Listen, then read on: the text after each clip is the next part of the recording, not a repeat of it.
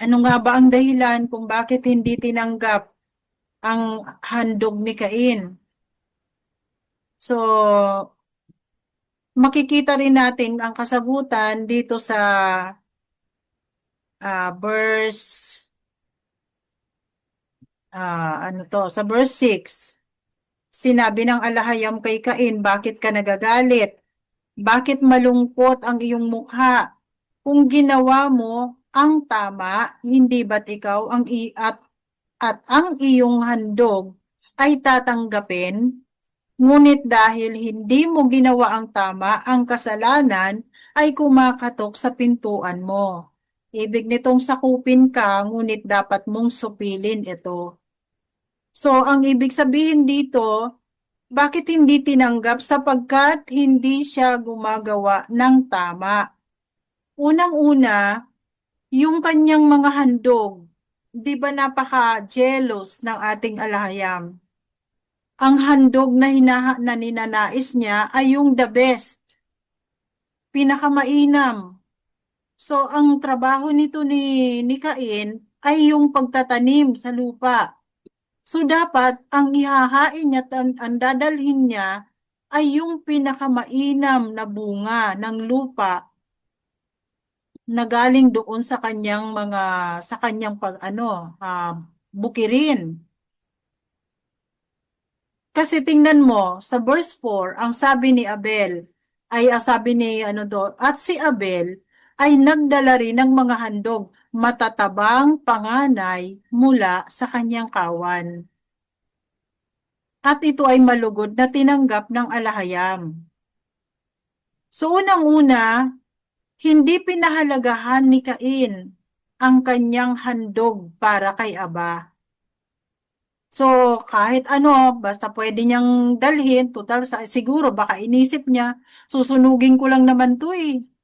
So, hindi siya nag-isip na pumili ng pinaka-the best na ihahandog niya para kay Aba.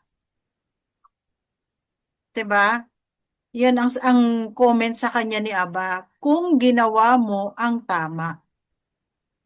Kasi nga naman, kung ikaw ay maghahandog sa hari at ang dadalhin mong handog ay yung tira-tira, syempre hindi nga naman niya tatanggapin, hindi siya magiging masaya. Pero kung the best ang ihahandog mo sa kanya, tatanggapin ni Aba yun. At isa pa na napansin natin dito, dahil si Cain ay mayroong mga nagkikimkim siya ng galit sa kanyang kapatid na si Abel. Dahil nakita niya na parang rejected siya ng kanyang mga magulang. At si Abel ang laging pinapaboran. Dahil nga siguro sa magkaiba nilang itsura. Kaya marami siyang kinikimkim na galit kay Abel.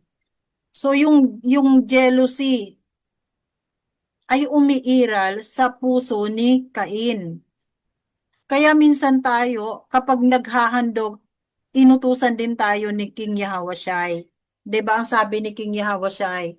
Kung maghahandog ka at naalala mo mayroon kang kagalit, iwanan mo muna ang handog mo sa altar at balikan mo yung iyong kapatid na alam mong galit sa'yo at makipag-ayos ka doon bago mo balikan ang iyong handog.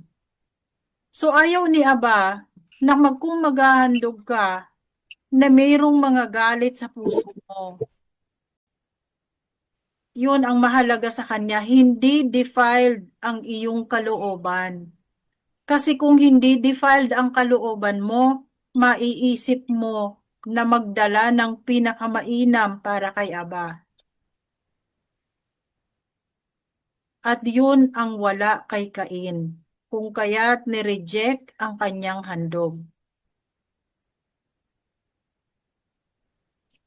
Malinaw po ba? Makapag-comment.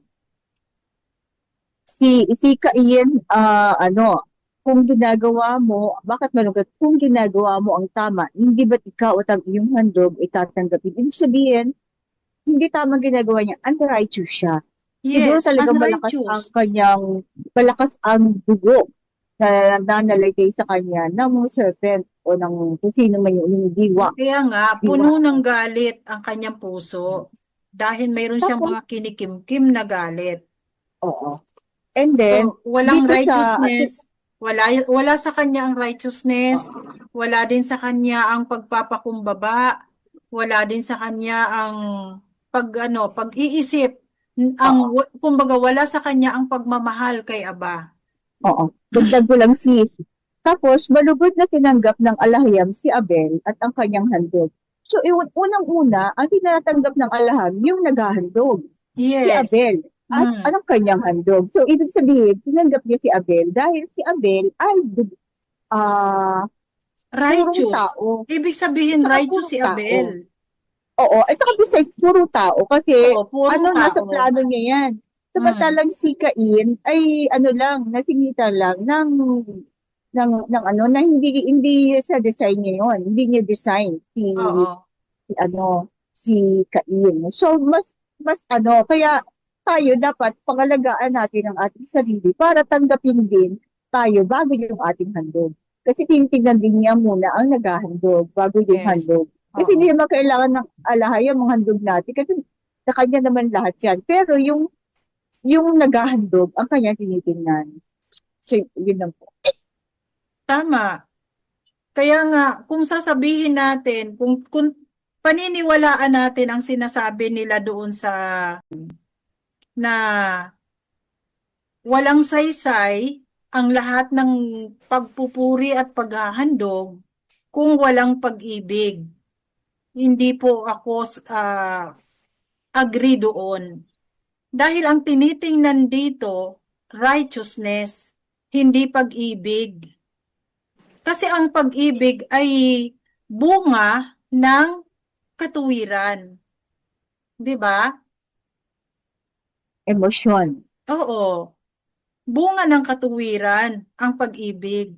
Kung matuwid ka at lahat ng ginagawa mo ay matuwid, ang magbubunga ito ng pag-ibig. Kaya dito sa paghahandog ni Cain, hindi na wala yung righteousness sa kanya. Kaya ang bunga ng kanya, hindi nagbunga ng pag-ibig. Wala siyang pag-ibig kay Aba. Kaya sabi niya, gaya-gaya na lang, maghandog na lang siya kung anong ginawa ng kapatid. Pero wala yung pag-ibig kay Aba doon sa kanyang puso dahil walang righteousness na nakikita sa kanya. Kaya hindi love, love, love ang mahalaga, kundi katuwiran. Yun ang ipinalit ni ng mahal na sultan sa salitang love, katuwiran, or righteousness.